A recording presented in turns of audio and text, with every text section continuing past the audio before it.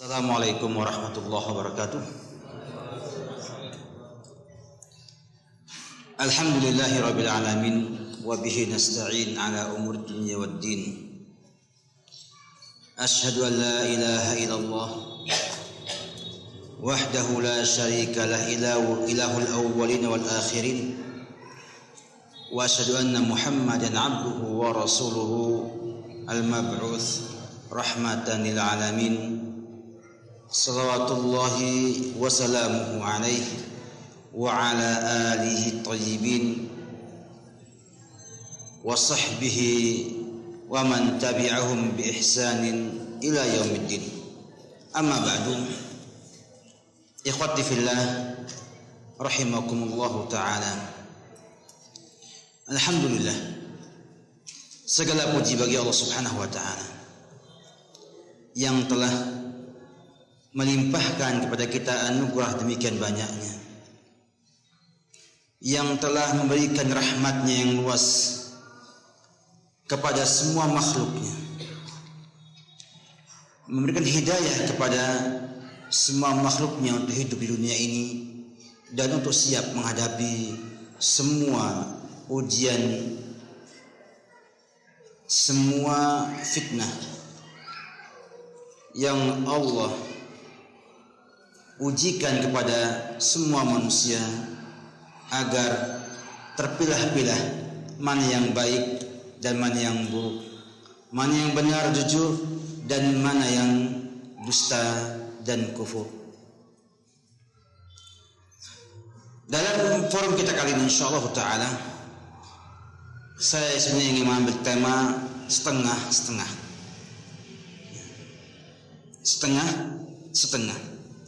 Karena manusia ini hidup mendapatkan dua ujian. Sebagaimana difirmankan oleh Allah Subhanahu wa taala dalam surah Al-Anbiya ayat 35, kullu nafsin dha'iqatul maut wa nabluukum bil syarri wal khairi fitnah wa ilaina turja'un.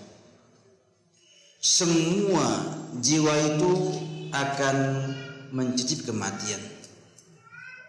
Satu ibarat cukup indah ya Allah Subhanahu wa taala, di mana Allah menyampaikan dha'iqatul maut. Dha'iq artinya merasakan, menunjukkan bahwa manusia itu akan mati dan hidup kembali. Karena ia hanya merasakan kematian. Kemudian wanabluhum, dan Allah menguji manusia bisyarri wal khairi fitnah, dengan dua. Yang pertama adalah khair, yang kedua adalah syar. Dan hanya kepada kamilah mereka akan kembali kepada Allah Subhanahu wa taala. Kita ambil poin bahwa Allah Subhanahu wa taala menguji kita dengan dua ujian. Setengahnya kebaikan, setengahnya keburukan.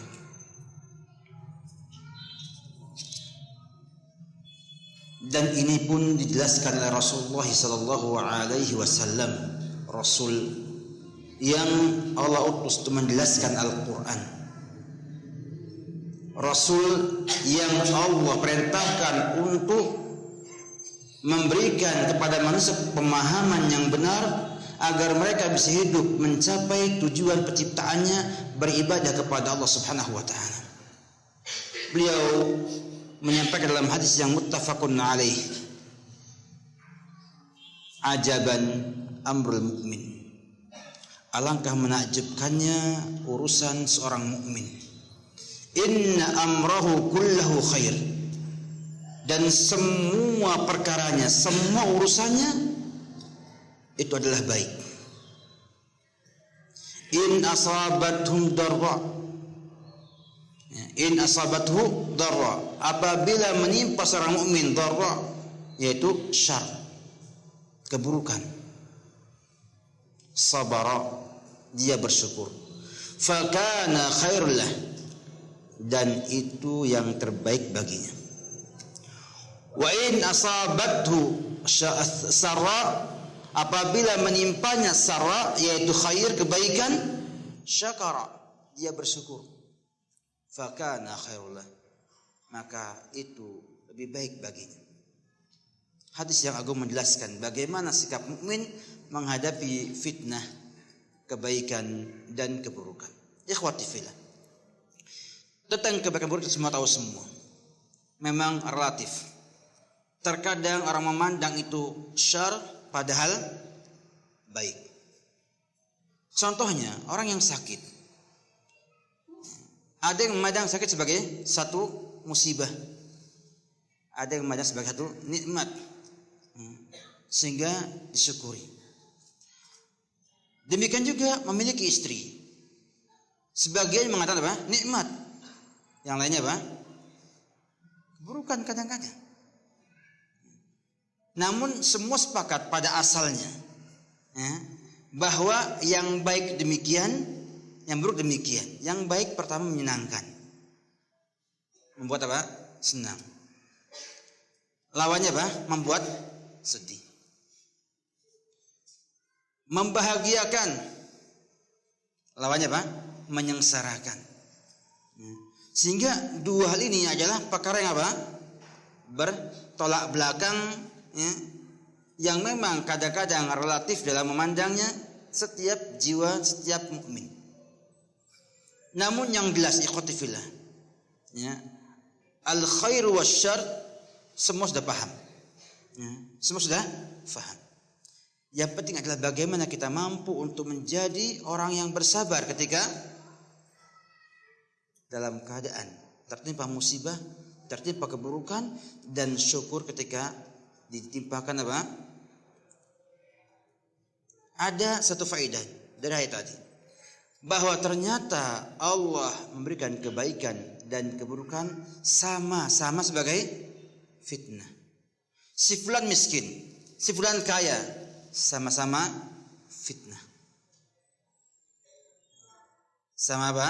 Fitnah, ujian, bagi kita semuanya. Kemudian ikhwati fillah, kalau demikian manusia itu setengahnya apa? Harus sabar, setengahnya apa? Harus syukur. Dan tidak ada manusia yang lepas dari dua perkara ini. Tidak ada satupun manusia yang lepas dari dua perkara ini. Tidak ada manusia yang selalu buruk, selalu sedih tanpa ada senang. Demikian juga tidak ada manusia yang senang terus tanpa apa? Semuanya akan tertimpa dua hal ini sebagai ujian bagi dia, apakah akan lolos mencapai kampung halamannya surga, ataukah akan gagal masuk sesat ke kampung orang lain, kampungnya iblis laknatullah alaih, yaitu neraka. Oleh karena itu kaum muslimin rahimakumullah taala, perkara ini penting sekali untuk kita hadapi, kita mengerti, kita pelajari, karena kondisi kita sedang mendapatkan ujian dari dua hal ini. Dan kita tidak ada satu saat pun kecuali apa? Ada ujian dari dua perkara ini. Sehingga mengingatkan antum semua dan saya pribadi secara khusus tentang hal ini sangat penting sekali. Kembali kepada setengahnya sabar, setengahnya syukur. Kita akan bahas setengahnya sabar dulu. Agama ini kata ulama adalah nisfuhu sabrun wa nisfuhu syukur. Kita bahas sabar ini. Kalau kita memandang sabar ini, ikhwati fillah, memang tampaknya adalah pahit. Nampaknya apa? Pahit. Namun akibatnya akan baik, akan manis. Sabar dalam definisi para ulama adalah habsun nafsi ala ma taqtadihi an-nusus asy-syar'iyyah wal uqul as-salimah. Sabar itu adalah menahan diri sesuai tuntutan syariat atau akal manusia. Banyak yang salah faham tentang sabar. Ya, semuanya sabar sama dengan apa? Mengalah. Padahal tidak. Sabar artinya menahan diri, tetapi dengan apa? Ketentuan syariat dan apa? Akal yang sehat. Bila secara syariat harus marah, marah adalah sabarnya. Sehingga para ulama mengatakan, ya, bahwa di antara kunci kemenangan dalam peperangan adalah sabar. Adalah sabar. Ya. Ketika Talut dan Jalut berperang, cukup terkenal kisah ini, ya, maka pihak yang sedikit, Talut mengatakan, wa kam min fi'atin qalilah ghalabat fi'atan katsirah biidznillah wallahu ma'as sabirin. Menunjukkan bahwa sabar dalam perang artinya apa? Berani. Berani, ya, dan berani. Bukan mengalah. Dipahami oleh sebagian kaum muslimin, sabar mengalah. Sehingga kalau perang jangan sabar, harus apa? Menang. Tidak bisa. Sabar. Maknanya apa? Berani melawan musuh. Demikian juga sabar bisa berarti memaafkan, ya, dan tidak mengeluh atas apa yang menimpanya. Karena memang ada di sana ketentuan syariat mengatakan jangan mengeluh atas musibah yang menimpa seorang mukmin. Dari sini terkadang seorang suami marah kepada istrinya, itulah sabarnya dia. Dan terkadang seorang suami menceraikan istrinya, itulah sabarnya dia. Karena syariat mengharuskan ia untuk menceraikan istrinya. Ya. Bukan mengatakan dia kalah sabarnya karena apa? Menceraikan istrinya. Bukan. Tetapi kadang-kadang hukum syariat mengatakan wajib menceraikan istrinya. Maka ketika dia menceraikan istrinya, maka dia apa? Orang yang sabar dalam hal ini. Demikian makna sabar. Agar terpahami dengan benar bahwa ternyata sabar itu nggak mesti apa? Mengalah dan memaafkan. Ini perlu adanya pelurusan persepsi agar kita memahami bahwa sabar adalah menahan diri kita untuk tidak berbuat apapun juga kecuali sesuai dengan syariat dan apa? Akal yang sehat. Mungkin kita menangis ketika ada yang meninggal dari kerabat kita atau dari orang yang kita cintai. Dan dia sabar. Dan dia apa? Sabar. Kalau misalnya ada orang meninggal dunia, anaknya, istrinya, dia tertawa terbahak-bahak, sabar gak? Sabar gak? Kenapa gak sabar? Tertawa bahak, senang. Katakan tidak, sebab syariat menyisihi sikap tersebut. Paham ya makna sabar? Kemudian ikhwan fillah, sabar ini subhanallah, ya, kalau kita bicara sabar memang sangat indah diucapkan, namun sangat penting dalam hidup seorang manusia. Saya ambil perkataannya Khalifatul Rasyid Ali bin Abi Thalib radhiyallahu ta'ala anhu, yang juga oleh Ibnu Qayyim dalam banyak bukunya, dan ternyata kitab Madarij Salikin dan yang lainnya. Kata beliau bahwa as-sabru kal-ra'si fil jasadi. Sabar itu bagaikan kepala bagi tubuh. Kira-kira kalau sabarnya hilang, apakah tubuhnya masih sisa? Masih bisa berjalan? Seandainya kepalanya lepas dari tubuhnya, bisa hidup? Bisa berdiri? Bisa enggak? Bisa Pak, sekali Pak, dalam film Si Buta Dari Gua Hantu, ya, film kuno ya, di mana kepalanya menggelinding ke bumi, sang penjahat masih berdiri, kemudian menginjakkan kaki ke bumi mental, kepalanya nyambung kembali. Hanya di dalam si buta dari gua.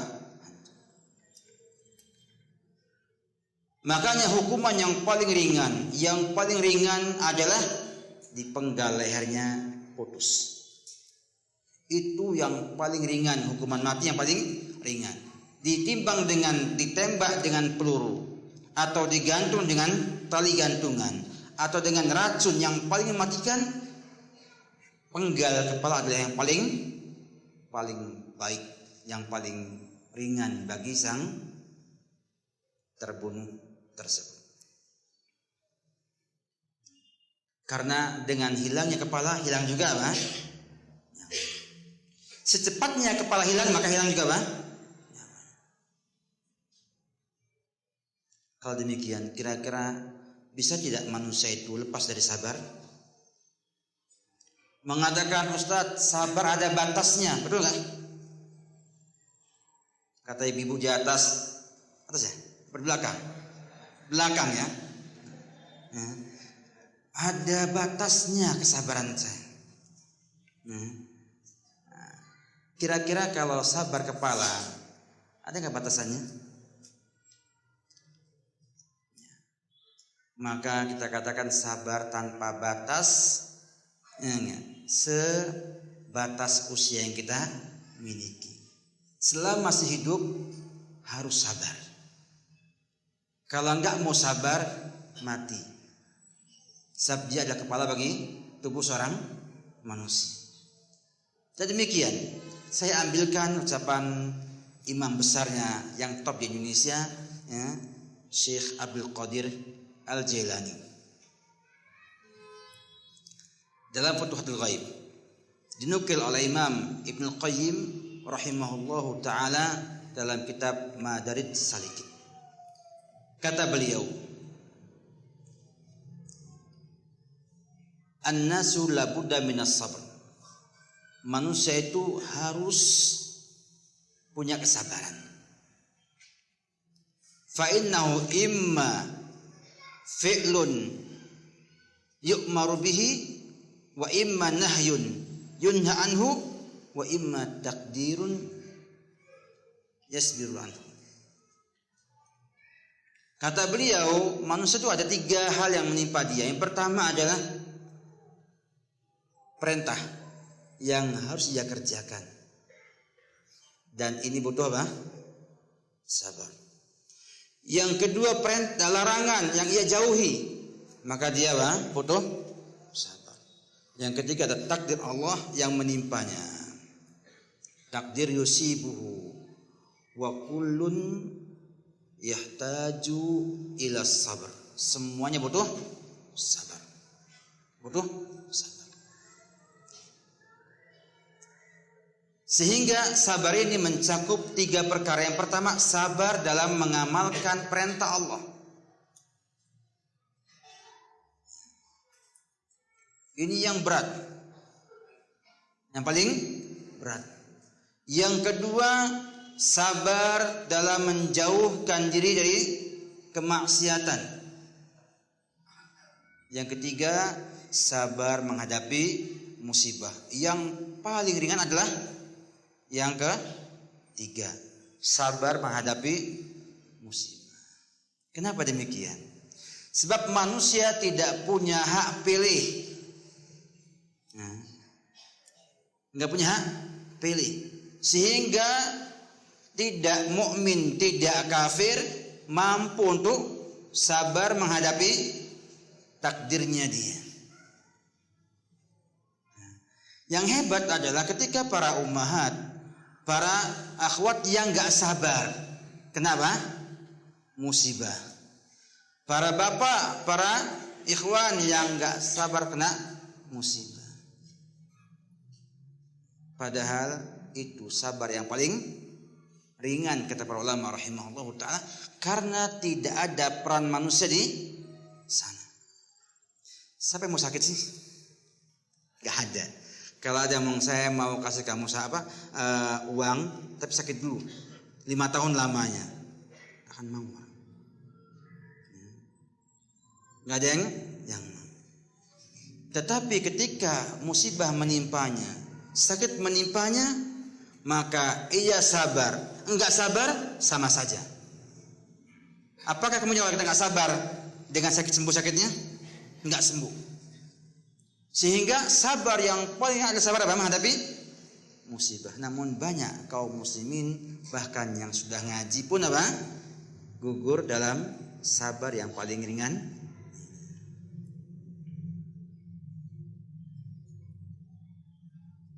Saya nggak banyak contoh nggak sabar dalam hal ini. Yang jelas, mengapa kok sabar dalam ketatan lebih besar, lebih susah? Karena jiwa manusia itu pengennya apa? Santai, ya. Tidak mau diperintah sama orang lain. Bayangkan kalau antum tiap hari diperintah oleh istri antum, suruh pergi ini, pergi itu, marah nggak? Marah. Sama juga istri. Kalau apanya bangun tidur, bu, ini bu, nanti lagi bu, ini bu, wah tunjuk tangannya bang kemana? Kemana-mana. Mesti akan marah-marah. Seenak-enaknya aja mah menyuruh. Karena jiwa kita pada asalnya enggak suka diperintah oleh siapapun juga dan enggan untuk melaksanakan perintah orang lain. Dan di sana ada ikhtiar. Ada apa? Boleh ambil, boleh enggak. Ya, kata Allah, "Faman syaa'a falyu'min wa man syaa'a falyakfur." Di bawahnya adalah sabar meninggalkan maksiat. Pada asalnya jiwa kita itu benci dengan maksiat. Pada asalnya. Sehingga ketika orang-orang pemimpin Syiah mengatakan mut'ah itu wajib hukumnya, minta mut'ah sama istrinya, sama anak kesayangannya, mesti apa? Gak mau. Karena namanya perzinahan, orang mesti apa? Membencinya. Mencuri jelek. Semua orang apa? Tahu jeleknya dan tahu tidak sukanya. Namun kata Imam Al-Qayyim rahimahullahu taala, ini jadi berat bila ada dua hal dalam maksud tersebut. Yang pertama kenikmatan, yang kedua kebiasaan. Ada nikmat di sana, ada kebiasaan di sana. Semakin nikmat, semakin biasa, semakin susah untuk meninggalkannya. Orang kecanduan heroin, dia tahu jeleknya heroin, tetapi ketika ada kenikmatan di sana dan nyandu, maka akan susah untuk bertobat dan meninggalkan hal tersebut. Walaupun pada asalnya jiwanya tidak, banyak ya kan sudah orang nggak mau bertobat, tahu salahnya, tahu jeleknya, tetapi berat untuk meninggalkan hal itu dikarenakan ada kenikmatan di sana dan jadi candu atau sudah biasa ia kerjakan. Semakin biasa semakin apa? Semakin berat untuk meninggalkan maksiat tersebut. Dan demikian maka tampak dengan jelas sekali bahwa sabar itu ternyata yang berat adalah sabar dalam mengamalkan perintah Allah Subhanahu wa ta'ala. Kemudian bicara sabar yang tidak ada batasnya ini, saya tidak panjangkan sebab kita setengah ya, ngajinya setengahnya nggak total nih. Sebab kalau kita ngaji sabar sempurna ya butuh banyak waktu. Kita ambil setengah aja. Ada di sana kebutuhan sabar. Kita sepakat sabar bagaimana, kemudian sabar kita butuhkan. Maka bagaimana caranya kita bisa mendapatkan kesabaran tersebut? Ini sangat penting ya untuk kita amalkan. Yang pertama ya khotifillah, seorang yang ingin bersabar dalam perintah Allah dalam meninggalkan maksiat ataupun dalam kena musibah harus ingat tentang tabiat dunia. Tabiat dunia. Ada bisa jelaskan sama saya apa tabiat dunia ini? Ada yang tahu apa tabiat dunia ini? Hidup 40 tahun, 50 tahun. Masa nggak tahu tabiat dunia sih? Allah sampaikan dalam Al-Quran, ya, surat Al-Balad. Laqad khalaqnal insana fi kabad. Kami ciptakan manusia dalam keadaan apa? Susah. Maka rumusnya adalah dunia sama dengan apa? Susah atau capek. Nggak percaya? Saya hitung dalam hitungan detik saja. Ketika Pak sekalian di depan saya ini bujangan, capek nggak Pak? Jadi bujangan, sama ibu juga jadi gadis juga capek. Ya, setelah nikah, apa kemudian hilang capeknya? Tambah capek, protes ibu tambah capek. Ketika dulu pengangguran, tidak punya pekerjaan Pak, ngomong capek Ustadz gak ada kerjaan. Setelah dikasih kerjaan, ngitung hari Sabtu dan Minggu. Kapan Sabtu Minggu ini ada? Dihitung terus setiap hari. Ya enggak? Dikasih tanda apa? Lingkaran merah. Ditunggu-tunggu libur. Ya, kenapa kok kerja? Capek. Capek Ustaz. Libur? Oke. Buat libur sebulan lamanya. Capek enggak? Bahkan para pensiunan pun ketika pensiun mulai stroke, hipertensi dan lain sebagainya. Kenapa? Capek Ustaz. Manusia. Apalagi nggak capek? Antum makan capek nggak? Yang masak lebih capek lagi, yang makan juga capek sama. Makanya kalau kemudian kita hidup ini inginnya tidak capek, di mana kira-kira Pak? Di surganya Allah Subhanahu wa Ta'ala. Tetapi untuk mencapainya harus apa? Capek. Kenapa kok ngeluh capek kita? Apa jawabannya? Mengapa harus mengeluh capek? Istri di rumah ngomong, capek saya di rumah. Suami ngomong, saya capek kerja. Gantian coba. Yang perempuan kerja, ya enggak? Nanti lagi di rumah. Capek enggak semua? Capek juga. Capek deh ya. Capek. Kira-kira kalau antum tahu pasti capek, sabar enggak sholat berjamaah? Sabar enggak antum tinggalkan kemaksiatan? Sabar enggak antum kena musibah? Jawabannya apa? Bisa. Cuman kebanyakan kalau udah capek lupa dunianya apa? Capek. Dia kejar-kejar dunia. Ya. Katanya tidak kenal apa? Capek. Bohong. Capek terus. Yang kedua ya kan sudah. Sayang ya waktu kita sangat sempit. Yang kedua adalah yakin bahwa dunia ini milik siapa? Allah Subhanahu wa Ta'ala. Bukan milik pribadi kita. Apa dalilnya? Sederhana dalilnya. Nah, enggak. Ketika antum ada yang meninggal dunia, apa nggak mengucapkannya? Inna lillahi wa inna ilaihi raji'un.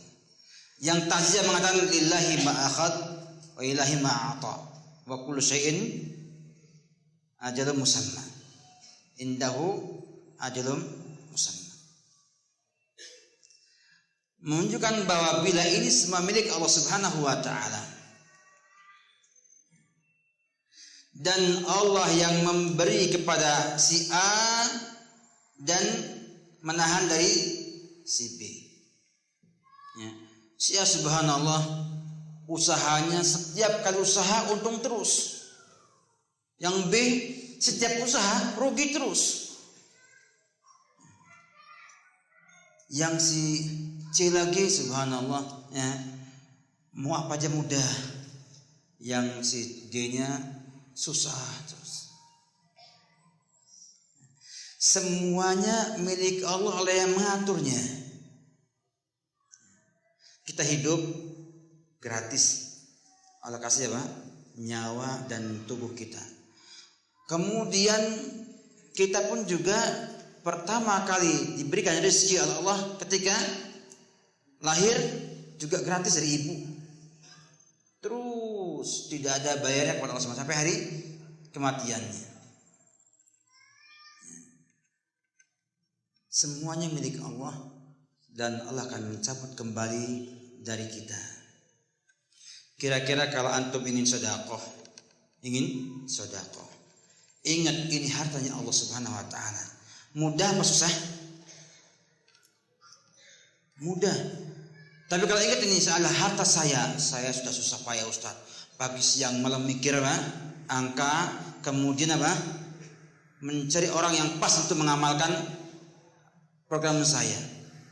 Masa setelah saya sukses dapatkan harta 3 miliar kok dipotong 2,5%, dikurangi 2,5%. Kalau ingat itu adalah hartanya Allah Subhanahu wa taala, akan mudah. Dan ini terbukti khanfillah. Saya tanya pada seorang pengusaha yang pernah zakat 300 juta rupiah. Dengan mudah ya keluarkan. Saya tanya, kenapa Pak mudah mengeluarkan? Jawabannya, ini kan hartanya Allah Subhanahu wa taala. Sehingga kalau untuk sedekah itu, ini adalah hartanya Allah Subhanahu wa taala. Dan kalau antum tambah dengan ingat dengan Dengan Allah firmankan dalam Al-Qur'an, "Innallaha ashtara minal mu'minina anfusahum wa amwalahum bi anna lahumul jannah." Allah membeli dari kaum mukminin apanya? Jiwa mereka dan harta mereka. Dengan apa harganya? Dengan surganya Allah Subhanahu wa taala. Hartanya milik Allah, kita hanya tempatkan di jalan Allah, Allah bayar dengan surga. Mudah enggak ini? Mudah di pengajian. Coba keluar pengajian. Berani sedekah? Susah. Jadi ingat, ini adalah milik Allah Subhanahu wa taala. Milik Allah Subhanahu, badan kita, tubuh kita. Kalau kita tahu ini milik Allah Subhanahu wa taala, kena musibah, ya, disakiti hati sama orang lain, dicela-cela, ya, atau ada orang lain nyerobot suami kita misalnya, sabar gak? Atau yang belakang gak sabar Ustaz, gak sabar. Padahal tahu itu miliknya Allah Subhanahu wa taala. Baik, kemudian yang ketiga, ingat dengan pahala sabar. Ingat dengan pahala sabar. Banyak pahala sabar, saya ambil 1, 2 atau 3. Inilah namanya ngaji setengah ya. Saya ambil 2 atau 3 aja. Yang pertama, bahwa Allah Subhanahu wa taala akan membalas dengan pahala yang tanpa hitung, tanpa berbilang. Allah firmankan, "Innama yuwaffas sabiruna ajrahum bighairi hisab." Sesungguhnya Allah akan menyempurnakan pahala orang yang sabar tanpa hitungan. Maknanya tak terhingga. Karena sabar itu tidak ada batasnya, maka pahala tanpa batas juga. Al jaza min jinsil amal. Balasan sesuai dengan amalannya. Kira-kira kalau ingat akan keutamaan ini, ya, kita kena musibah, apapun juga bentuknya kita anggap musibah, ya. Mungkin orang lain menganggap sebagai sebagai nikmat, yang lain menganggap sebagai musibah. Semuanya butuh ingat dengan ini. Oh, pahalanya besar, tidak ada duanya. Demikian juga sabar ini menjadi sebab keberuntungan dan kemenangan. Allah mengatakan dalam surat Al-Maidah ayat yang ke-200, ayat yang terakhir dalam Al-Maidah. Al-Imran, dalam Al-Imran ya, yang paling akhir. Ya ayyuhalladzina amanu sabiru wasabiru warabitu wattaqullaha la'allakum tuflihun. Wahai kaum mukminin, dipanggil semua yang punya iman agar mendengarkan apa yang Allah perintahkan setelahnya atau larangannya Allah larang setelahnya. Dan jumlah ayat yang menjelaskan panggilan ya ayyuhalladzina amanu itu semuanya jumlahnya 69 ayat. Banyak sedikit? Banyak. 69 ayat. 68-nya di awal, yang satunya di tengah-tengah. Di tengah-tengah innallaha wa malaikatahu yusholluna 'alan nabi ya ayyuhalladzina amanu shallu 'alaihi wa sallimu taslima. Itu yang tengah-tengah. Lain depan semua, depan semua. Isinya cuma dua, perintah atau larangan. Isbiru, bersabarlah. Wasabiru, bertahanlah sabarnya. Warabitu, jagalah sabarnya. Wattaqullah la'allakum tuflihun. Sehingga yang sabar yang sukses.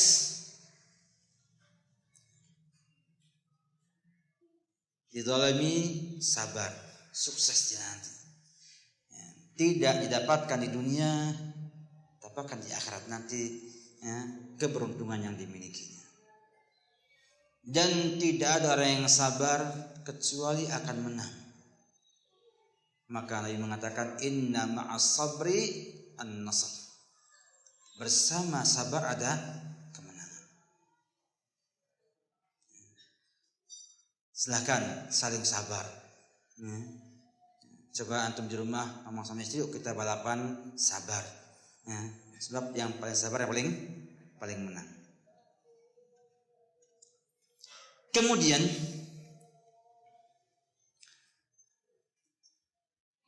yang berikutnya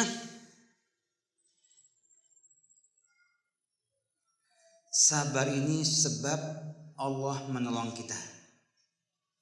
Allah berfirman innallaha ma'as sabirin. Allah itu bersama orang yang sabar, artinya akan menolong orang yang sabar. Dan juga Allah mengatakan innallaha yuhibbus sabirin, dan Allah mencintai orang yang bersabar. Alangkah indahnya jadi hamba Allah yang Allah cintai dengan sebab sabar tersebut. Banyak orang yang mencintai, banyak ngaku cinta sama Allah. Tetapi yang penting adalah apa? Bagaimana Allah mencintai kita. Sehingga yang faham, yang ingat dengan pahala sabar ini, insya Allah akan bersabar. Demikian juga yakin tidak ada masalah kecuali ada solusi. Bahkan Allah firmankan inna ma'al usri yusran, inna ma'al usri yusran. Kata ulama rahimahullah ta'ala, bersama kesusahan ada dua kemudahan. Karena yang pertama inna ma'al usri dengan alif lam ta'rif, sedangkan yusran dengan apa? Nakirah dengan tanwin, menunjukkan bahwasanya satu kesusahan, dua kemudahan didapatkan. Dan kalau antum hitung ikhwati fillah, susah sama senang, banyak mana? Silahkan kita lihat masa lalu kita sejak kita karena yang katanya masa kita enggak bahagia, ya. Hitung oleh antum semua mana yang banyak, mudah atau susah? Banyak mana? Banyak mana? Banyak mudah. Sakit sama sehat, banyak mana? Banyak sehatnya. Enggak punya masa punya uang, banyak mana? Hah? Dilematis ngomongnya. Karena hati nanti sama Ustaz suruh sedekah lagi. Ternyata subhanallah Tidak ada susah kecuali ada apa? Dua kemudahan. Kemudian berikutnya adalah berdoa kepada Allah Subhanahu wa taala. Berdoa kepada Allah Subhanahu wa taala. Sebab yang punya sabar siapa? Allah Subhanahu wa taala. Karena yakin semua itu milik Allah Subhanahu wa taala. Allah yang menciptakan sabar dan menganugerahkan sabar untuk kita. Maka salah bila kita minta sabar bukan kepada pemiliknya. Dan Allah ajarkan ikhwati fillah hal ini dalam Al-Quran dalam 2 ayat. Yang pertama di dalam masalah Al-Baqarah tentang kisah Jalut dan Talut, di mana ketika Talut ketemu dengan Jalut, pasukannya Talut kecil sedikit pasukannya. Bani Israil ketika itu di bawah pimpinan Talutnya itu banyak awalnya nyebrang sungai pada minum air sungai, akhirnya minum tidak boleh ikut. Jadi kena seleksi, oleh Allah seleksi sehingga akhirnya tinggal sedikit. Menghadapi perang sangat besar sekali. Maka mereka berdoa, Rabbana afrigh alaina sabra. Ya Allah, tuangkanlah kesabaran secara sempurna. Namanya afragha dalam bahasa Arab. Kalau Bapak lihat minuman ini, Ibu nggak lihat ya. Nah, ini dinamakan, ini belum apa? Belum afragha. Tapi kalau dibuat seperti ini,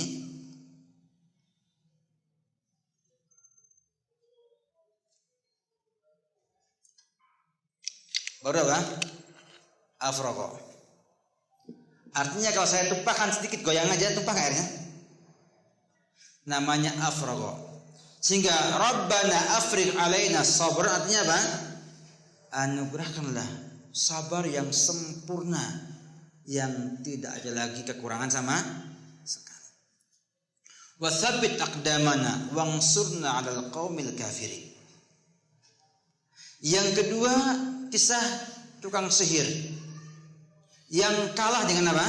Nabi Musa alaihissalam. Kemudian amanna bi Rabbi Musa wa Harun. Beriman pada Tuhannya Musa dan apa kata Fir'aun? Sembarangan lu, ya. Murtad dari agama saya, enggak izin lagi jangan. Saya akan potong kamu. Dimutilasi sama Fir'aun. Apa doanya mereka? Rabbana afrigh alaina sabran wa tawaffana muslimin.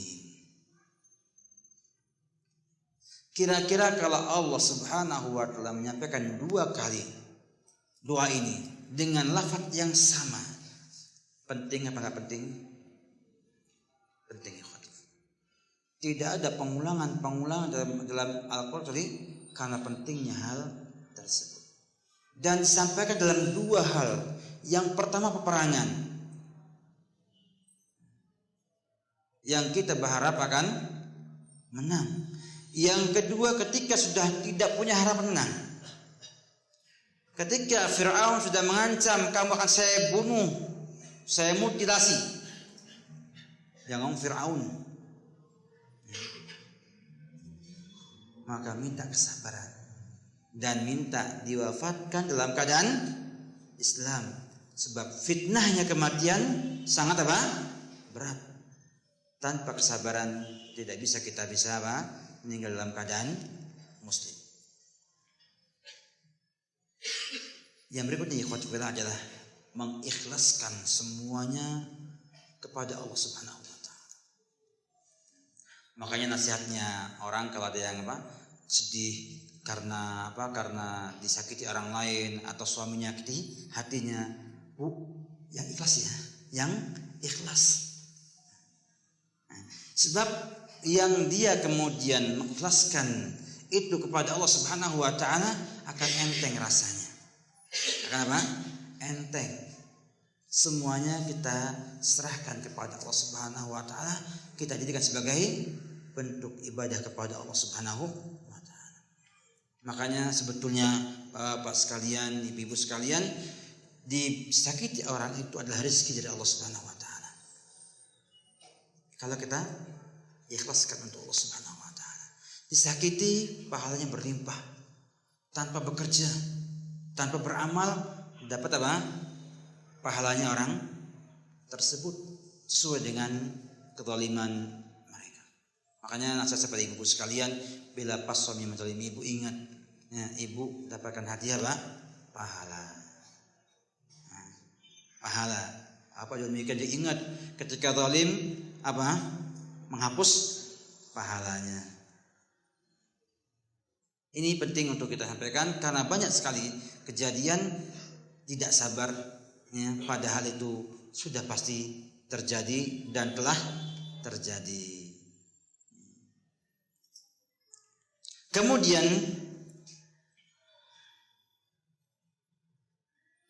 yang ke-8 ya. Yang ke-8 adalah mengetahui adanya kebaikan dalam perintah, dalam larangan, dan dalam takdir yang menimpa kita. Orang yang mengerti sholat jamaah itu banyak pahalanya tidak sama dengan yang tidak mengerti itu semua. Orang yang mengerti dosa tidak sama dengan yang tidak tahu dosa. Dan yang mengerti akibat baiknya musibah yang menimpanya akan lebih sabar daripada yang tidak mengerti kebaikan atas musibah tersebut. Kemudian yang terakhir adalah menguatkan faktor agama. Menguatkan faktor agama. Di mana ini sangat penting sekali karena iman akan menjadi benteng terkuat membuat orang sabar. Pertanyaannya ikhwan fillah, siapa orang yang paling sabar sedunia ini? Dari Adam sampai yang paling akhir hari kiamat nanti? Siapa? Rasulullah sallallahu alaihi wasallam. Lihat imannya. Lihat apa? Imannya.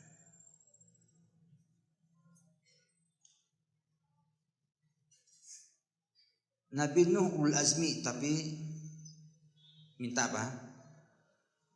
Selesaikan dengan azab pada kaumnya. Nabi Musa pun demikian, ya, pernah bunuh orang. Nabi Isa pun demikian. Semuanya tidak bisa mengalahkan kesabaran Rasulullah sallallahu alaihi wasallam. Yang disakiti oleh kaumnya mengatakan fa innahum qaumun la ya'lamun. Kalau antum disakiti oleh tetangga langsung apa? Balas dengan menyakiti dia. Tidak mengatakan fa innahum qaumun la ya'lam. Bagaimana imannya? Akmalun nasi imanan. Orang yang paling sempurna iman. Maka kita perlu untuk menguatkan faktor iman ini. Dengan banyak cara, di antara dengan cara kita banyak mengagungkan Allah Subhanahu wa taala. Caranya dengan melihat kembali ayat-ayat Allah kauniyah dan ayat-ayat apa? Qur'aniyah. Akan muncul sifat mengagungkan Allah, semakin besar semakin kuat kesabaran kita. Yang kedua, menumbuhkan cinta kepada Allah Subhanahu wa taala.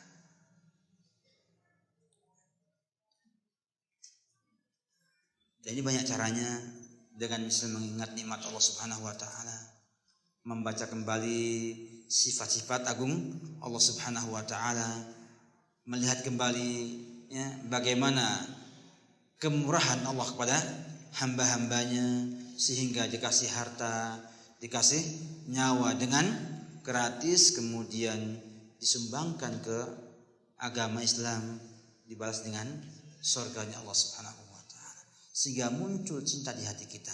Semakin cinta, semakin kuat juga sabar kita kepada Allah Subhanahu wa taala. Kemudian juga di antara adalah dengan menampakkan dalam jiwa kita bagaimana nikmat, kemurahan ya, dan juga pahala yang Allah limpah kepada kita dalam kesabaran tersebut. Sehingga muncul di sana rasa ya, berharap yang tinggi pada Allah Subhanahu wa taala. Dan yang akhir mungkin yang keempat adalah bahwa ingat dengan murkanya Allah Subhanahu wa taala. Bahwa Allah kalau sudah murka ya, lihat kaum Nabi Nuh tenggelamkan ya, sampai gunung pun ditenggelamkan waktu itu. Demikian juga ketika kaum Ad, kaum Tsamud, kaum nabi-nabi yang terdahulu ya, bahkan mungkin juga kaum-kaum yang kita lihat sekarang ini ya, yang adabnya ya, yang kita semua tahu itu semua adalah murkanya Allah Subhanahu wa taala. Demikian mengerikannya. Sehingga akan muncul di sana rasa takut yang tinggi yang bisa membuat kita lebih sabar menghadapi perintah, larangan dan takdirnya Allah Subhanahu wa taala. Ini setengah pertama. Tanya dulu, maghrib jam berapa? 4? Sekarang 15. Jadi tinggal berapa menit lagi? 20 menit lagi. Oke. Kita bahas yang setengah kedua. Dan itu pun hanya setengah juga. Saya hanya akan menjelaskan ucapan Imam Ibnu Qayyim rahimahullah tentang permasalahan syukur ini. Beliau mengatakan,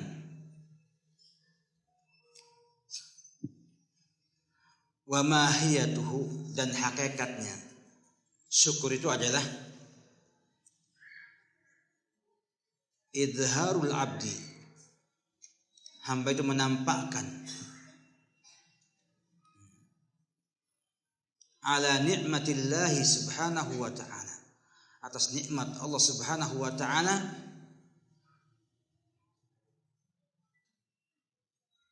dzikran wa thanaan fi lisanihi, nyebut dan memuji dengan apa? Lisannya. Wa fi qalbihi, dan dalam hatinya, syuhudan wa'tirafan, hatinya ini menyaksikan nikmat Allah tersebut, mengingatnya, membayangkan nikmat tersebut, dan mengakuinya sebagai nikmat dari Allah Subhanahu wa ta'ala. Wa alla yasta'miluha illa fi ta'atillah, dan tidak menggunakannya kecuali dalam ketaatan kepada Allah Subhanahu wa ta'ala. Dari ini kata beliau, syukur punya 5 pilar, 5 tiang, khamsah qawaid. Yang pertama kata beliau adalah khudu'un lahu, khudu' kepada Allah Subhanahu wa ta'ala, tunduk kepada Allah Subhanahu wa ta'ala. Dan demikian ikhwati fillah, kalau nggak percaya sama antum, ada semua itu. Kira-kira kalau antum karyawan dikasih gaji sama manajernya, tunduk ke sama manajernya? Tunduk nggak? Tunduk. Sang istri bila dikasih nafkah sama suaminya, tunduk nggak? Nggak mesti. Kalau syukur tunduk dia, Pak. Kalau enggak tunduk. Kata dia, enggak ada kebaikan pada suami saya sama sekali. Padahal subhanallah, setahun 2 tahun pas kebaikan, salah sekali aja poligami langsung, tidak ada kebaikan sama sekali sebelumnya. Iya Pak. Bapak ngakui, Ibu enggak. Kemudian yang kedua adalah hubbuhu lahu, mencintai Allah Subhanahu wa taala. Saya akan coba nanti jelaskan satu-satu insyaallah taala. Yang ketiga adalah i'tirafuhu bi annahu minallahi subhanahu wa ta'ala. Pengakuan ia itu adalah dari Allah Subhanahu wa taala. Yang keempat, tsana'uhu lillahi subhanahu wa ta'ala. Pujiannya kepada Allah Subhanahu wa ta'ala. Dan yang kelima adalah tidak menggunakannya kecuali dalam ketaatan kepada Allah Subhanahu wa ta'ala. Kita akan bahas 5 poin ini. Karena kata beliau Ibnu Qayyim, barang siapa yang sempurna 5-nya maka sempurna syukurnya. Dan siapa yang kehilangan 1 maka kehilangan juga kesempurnaan syukur sesuai dengan hilangnya 1, 2, 3, 4 atau 5 semuanya. Yang pertama, khudu' kepada Allah Subhanahu wa ta'ala, tunduk kepada Allah Subhanahu wa ta'ala. Ini jelas bahwa seorang yang diberi mesti cukup yang memberi. Karena tangan di atas, yang ini apa? Di bawah. Kemudian yang kedua, mencintai Allah Subhanahu wa ta'ala. Dan orang yang syukur akan mencintai orang yang memberikan dia kenikmatan. Maka bila antum ingin dicintai oleh orang, maka berilah kenikmatan sama orang lain. Ya. Makanya ada yang mengatakan, Ustadz itu mah ilmunya hebat, tapi gak ngamal. Yang itu, walaupun ilmunya gak ada, banyak amalannya, banyak ngasihnya. Ya. Ustadznya gak punya uang, ya. Yang ini punya uang banyak, sering ngasih uang. Jadi semakin kita memberi, semakin dicintai. Maka jadilah orang yang memberi dan jangan yang diberi. Jadi yang kedua adalah mencintai Allah Subhanahu wa taala. Dan semua orang yang syukur mesti mencintai Allah Subhanahu wa taala. Yang ketiga adalah mengakui ini semua dari Allah Subhanahu wa taala. Dan Allah Subhanahu wa ta'ala mencontohkan dalam Al-Quran hal ini pada Nabi Sulaiman bin Daud alaihi wassalam, yang Allah berikan kerajaan yang tidak ada seorang pun yang bisa menyamainya sebelum dan setelahnya. Mungkin dari sisi wilayah luasnya mungkin ada yang lebih luas, tetapi dalam kebesarannya tidak akan mungkin bisa mengalahkan Nabi Sulaiman. Bayangkan dia ini rajanya jin dan manusia, dan rajanya hewan dan angin. Semua burung tunduk sama Nabi Sulaiman. Sampai jin ifrit pun apa? Jadi rakyat Nabi Sulaiman. Dikasih nikmat demikian besarnya, beliau mengatakan, "Hadza min fadli Rabbi liyabluwani ashkuru am akfur." Lihat bagaimana orang yang pintar agama, yang ngerti iman, ya, dalam hal ini. Ini semua adalah anugerahnya Allah Subhanahu wa taala, Rabbku. Untuk apa? Untuk menguji aku. Apakah aku syukur ataukah aku ini kufur? Inilah orang yang pintar agamanya. Ketika dikasih nikmat, dia mengatakan ini semua Allah yang beri, dan tahu bahwa itu adalah fitnah bagi dia. Syukur atau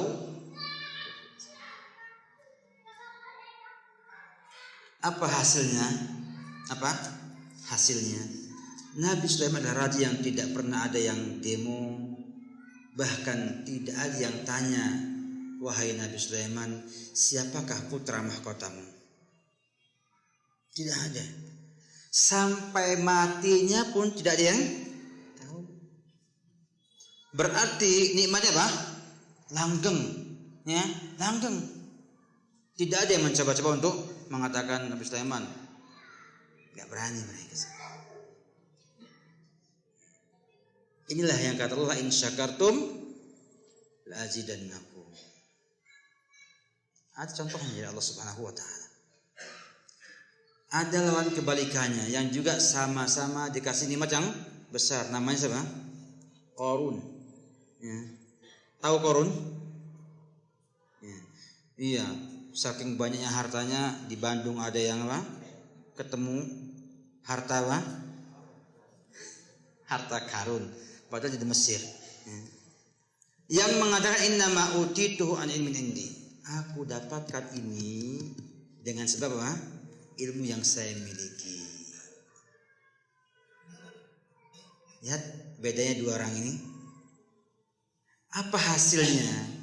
Hasilnya Qarun itu tidak diketahui di mana jasadnya dan di mana dia meninggal. Bahkan hartanya pun tidak ada yang tahu mana harta dia, harta orang lain. Semuanya habis tanpa sisa dan gak ada yang tahu di mana beradanya mayatnya. Dan juga nggak ada keterangan di mana adanya apa? Harta tersebut. Dan sampai hari ini masih dikejar si Qarun ini. Hartanya di mana? Beda dua jenis manusia ini. Yang pertama, subhanallah, ya, Allah angkat nikmatnya karena syukurnya. Yang kedua, Bang, Allah hancurkan karena kufurnya. Kebayang nih? Duanya kebayang? Terbayang. Oke. Kemudian setelah itu yang ketiga adalah apa? Yang keempat adalah mengucapkan pujian kepada Allah Subhanahu wa taala. Dan inilah yang kita dapatkan setiap harinya bila kita mengikuti petunjuk Rasulullah sallallahu alaihi wasallam. Coba lihat, ya. Bangun tidur ngapain? Baca apa? Doa. Apa doanya? Alhamdulillahilladzi ahyana ba'da ma amatnahi nusyur. Bayangkan, alhamdulillah langsung alhamdulillah. Bangun baru ngucek mata apa? Alhamdulillah sudah. Memuji Allah Subhanahu wa taala. Habis makan, habis minum, baca apa? Alhamdulillah. Memuji Allah Subhanahu wa taala. Sehingga ada orang yang diberi nikmat kau tidak bisa mengucapkan alhamdulillah, yang salah siapa? Dianya yang salah. Sebab sudah dibina oleh Allah dan Rasul dengan apa? Dengan ajaran bahwa setiap mendapatkan nikmat tidur. Nikmat enggak ini? Nikmat subhanallah. Ya. Bayangkan kalau antum enggak tidur 5 hari 5 malam, apa rasanya? Sengsara. Ya. Cari apa? Obat tidur. Gak mempan, apalagi dikasih yang paling tinggi pun kalau gak mempan juga sudah. Innalillahi wa inna ilaihi raji'un.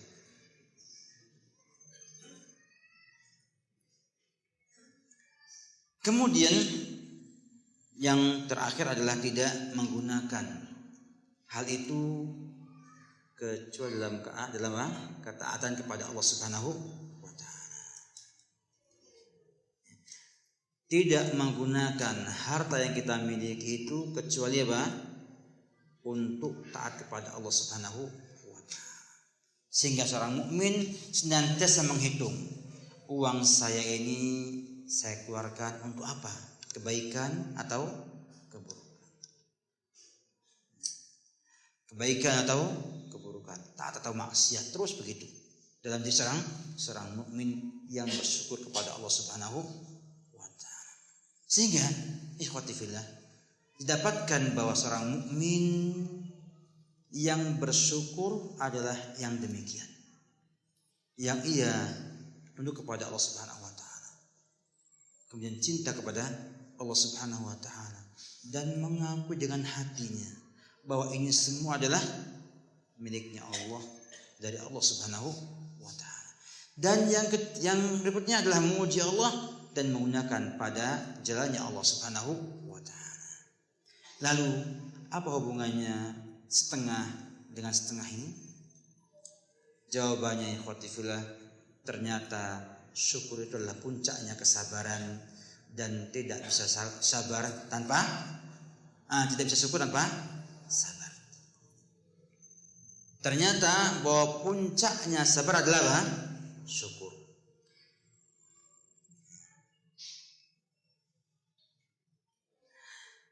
Syekh Ibnu Utsaimin pernah menyampaikan dalam satu kajiannya, kata beliau, orang yang bersabar atas musibah itu punya 4 tingkatan. Yang pertama, yang dia tasakhud, yang dia marah sama musibah, ya, marah sama musibah. Ada marah dengan apa?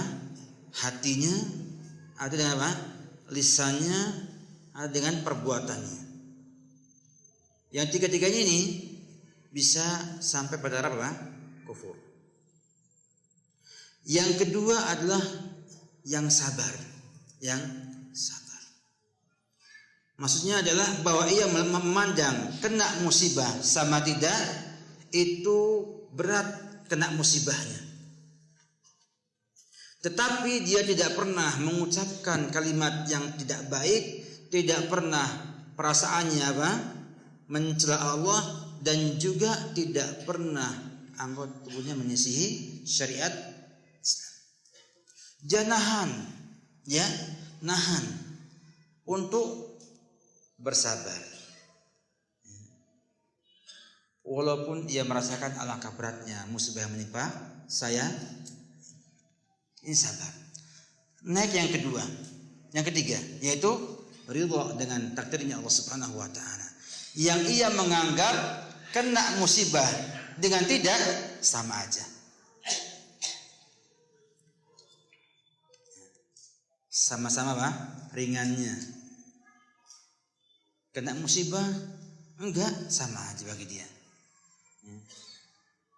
Ini lebih apa? Lebih top, ya. Dan yang paling tinggi adalah yang bersyukur dengan takdir yang ada. Kena musibah malah mengatakan alhamdulillah ala kulli halin. Kena musibah mengucapkan alhamdulillah, tetapi bukan di lisan aja ya, sampai ke hati. Sampai ke hati. Ngomongnya alhamdulillah tapi hatinya bang gundek. Susah banget sih kena musibah ini. Ini tidak demikian, ya. Mengucapkan alhamdulillah ala kulli halnya apa? Kita ini syukur dengan itu semua, sebab dia yakin dan tahu bahwa musibahnya ini akan menambah pahalanya, akan membuatnya lebih baik agamanya. Nabi mengatakan inna asyaddan nasi bala'an al-anbiya thumma al-amthal fal-amthal, bahwa yang paling berat musibahnya apa? Para nabi, kemudian yang mirip dengan nabi imannya. Semakin kuat iman, semakin apa? Banyak cobaannya.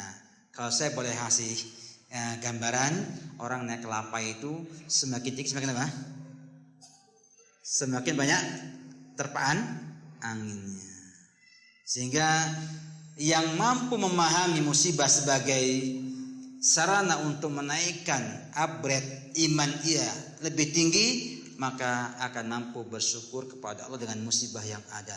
Dan itu yang tertinggi yang dimiliki oleh Rasulullah sallallahu alaihi wasallam, yang kalau kena musibah mengatakan alhamdulillah ala kulli hal, kalau dapat nikmat mengatakan alhamdulillahilladzi bi ni'matihi tatimmu shalihat. Mungkin ini dikit yang saya sampaikan pada ngaji kita kali ini, karena memang temanya apa?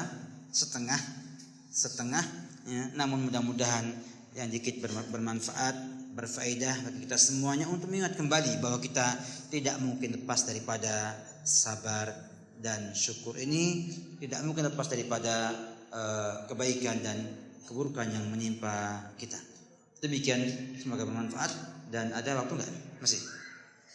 Kita buka tanya jawab, mudah-mudahan bisa memperkaya materi kita yang singkat dan padat ini insyaallah.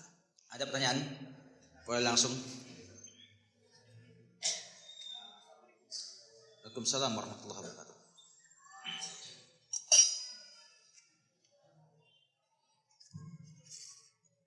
Bagaimana dia menghadapi bersabar dalam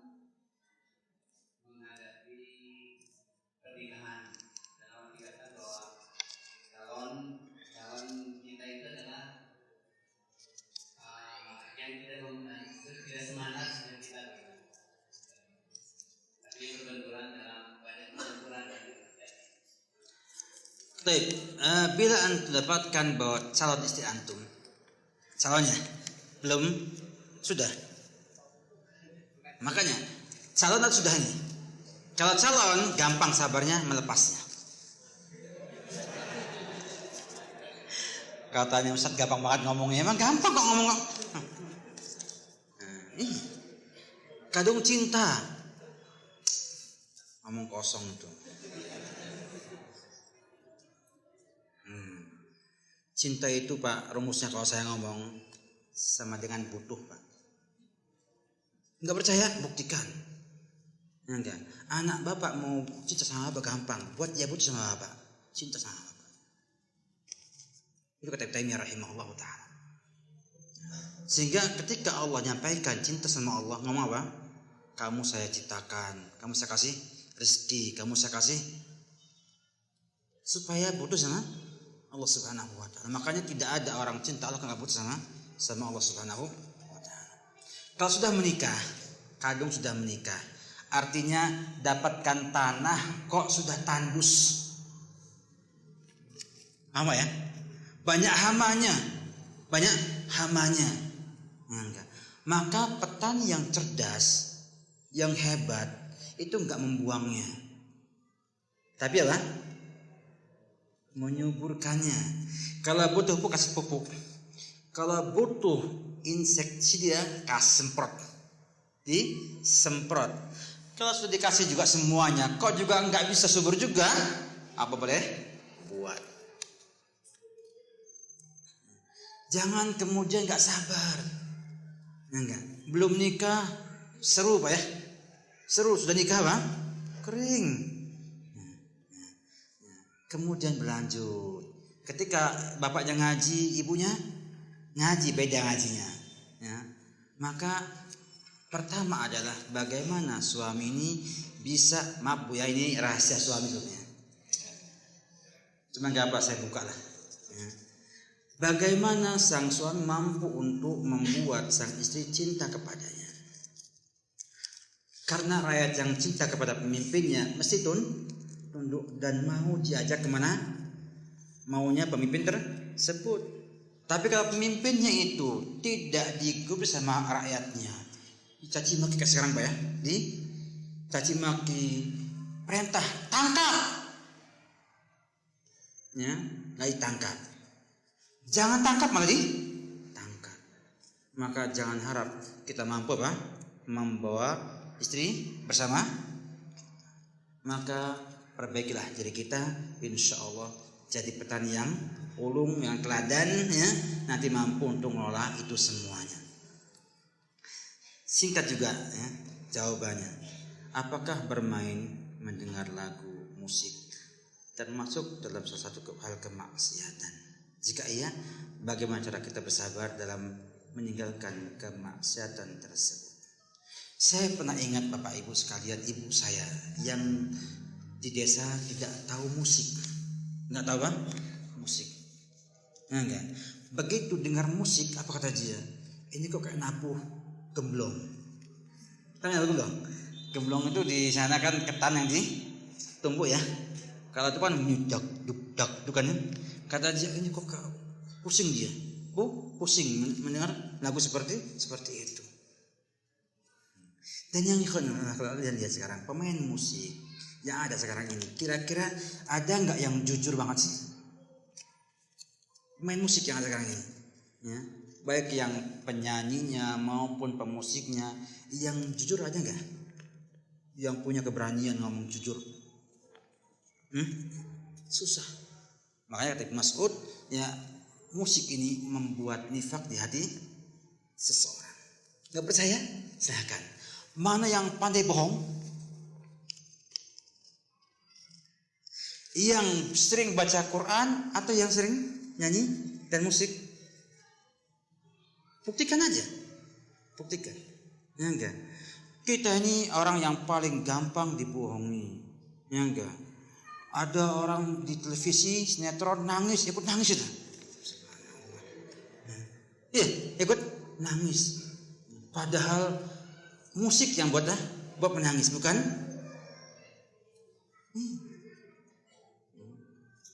Maka para ulama mazhab 4, saya nggak ngomong yang lainnya, mazhab 4 mengharamkan musik, bukan saya.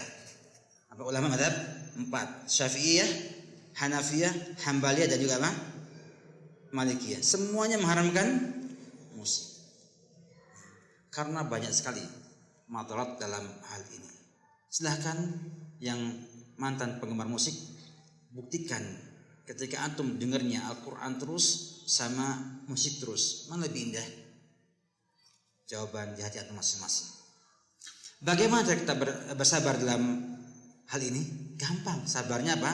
Jauhkan dari suara tersebut dengan melihat 9 poin yang tadi saya sampaikan. Itu kunci semuanya akan sukses insyaallah taala.